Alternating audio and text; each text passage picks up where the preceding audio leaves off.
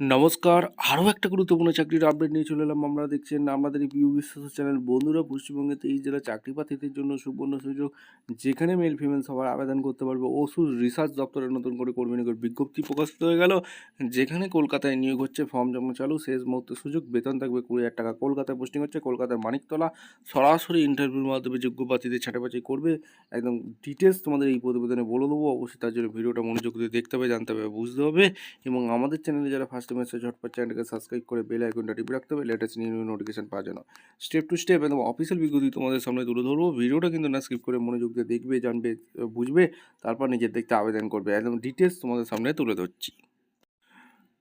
আচ্ছা, একদম officially notification আছে। নোটিফিকেশনটা কোথা থেকে বেরিয়েছে? National institute pharmaceutical education research Kolkata, অর্থাৎ এনআইপি এর তরফ থেকে যে ভ্যাকেন্সি রিলিজ করেছে, যেটা Kolkata Maniktala main road, Kolkata 700554 West Bengal. Website দিয়ে আছে www.nipr kolkata.edu.in। 10/12/25 রিলিজ করে দিয়েছে, যেটা বিভিন্ন পদে নিয়োগ হচ্ছে। এক এক করে বলবো। প্রফেসর পদ এখানে নিয়োগ হচ্ছে। মেডিকেল অ্যান্ড কেমিস্ট্রি ডিপার্টমেন্টে পেলে